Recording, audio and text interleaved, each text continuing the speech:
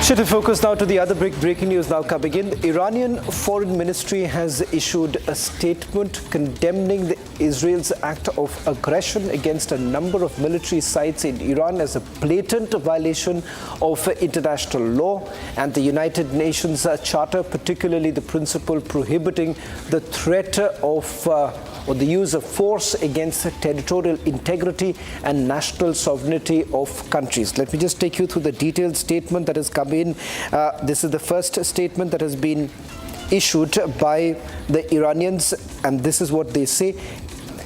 Ministry of Foreign Affairs of the Islamic Republic of Iran condemns in the strongest term the Zionist regime's act of aggression against a number of military sites in Iran as a blatant violation of international law and the United Nations Charter, particularly the principle prohibiting the threat or use of force against territorial integrity.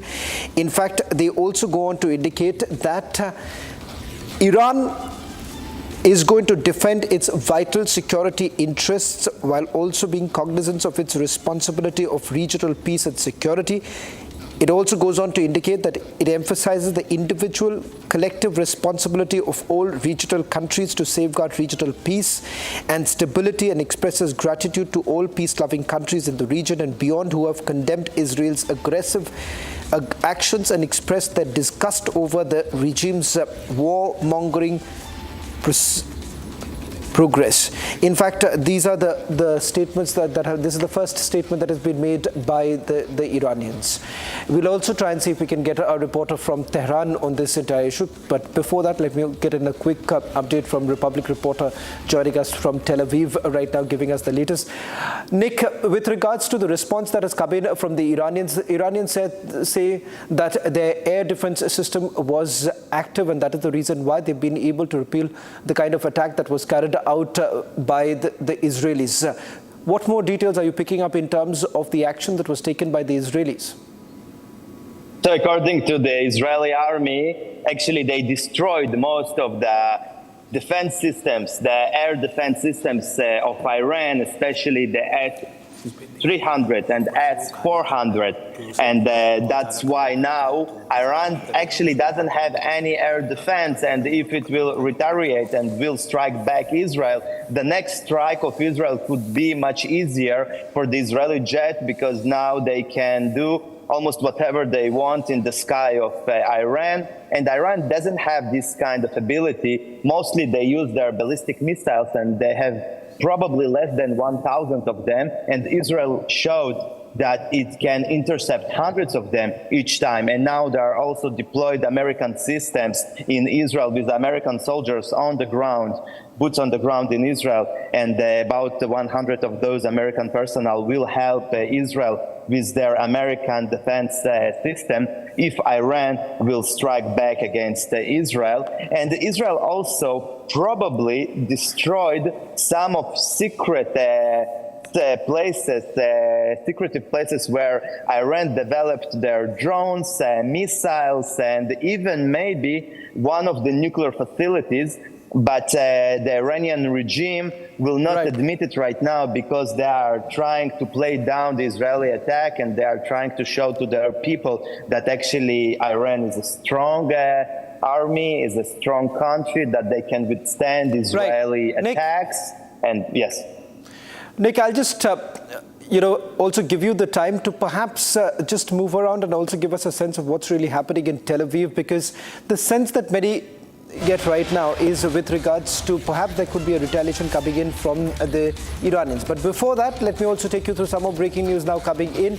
Egypt Air on Saturday essentially announced the cancellation of flights to Iraq's capital Baghdad and the northern city of Erbil, citing regional development following Israeli airstrikes on military targets in Iran. Now, this is coming in, keeping in mind that the airspace is quite unsafe at this point in time, and whether at all there is a possibility of an Iranian retaliation at this point in time, because multiple reports essentially suggesting that that could be a possibility, as the Iranians are basically making an assessment of the current situation. This comes after several military sites were basically targeted by the Israel Defense Forces. Now, the situation essentially being that it's quite volatile.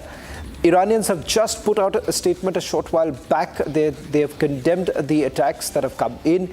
The United Nations here, remember, is again caught off guard, keeping in mind that one of the biggest concerns for the US in particular is that they've tried to work out a ceasefire deal.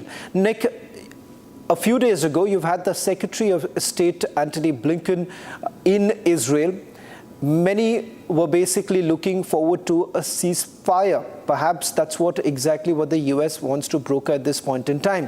What's the kind of response that has really come in from the Netanyahu government at this point in time, keeping in mind that most of their objectives appear to have already been completed? Yes, actually, when Blinken was in Israel, I think he showed to the Israelis the red lines, what Israel can't cross, like nuclear facilities, oil facilities that could spike the prices of oil, and it's bad for the American administration just days before the elections there. And from Israeli point of view now, they are in secret messages with Iran via countries like Russia and the US, telling to the Iranians that from our perspective, we are now okay if you don't respond to our latest attack on you. We will not continue to attack Iran, and we can finish it right now. And then Israel could focus on the war with Hezbollah and with Hamas. Both of them are proxies of Iran. So basically, this is the same war against Iran, but via its proxies. And many Israelis think that now it is the time for Israel to sign a peace deal with Hamas,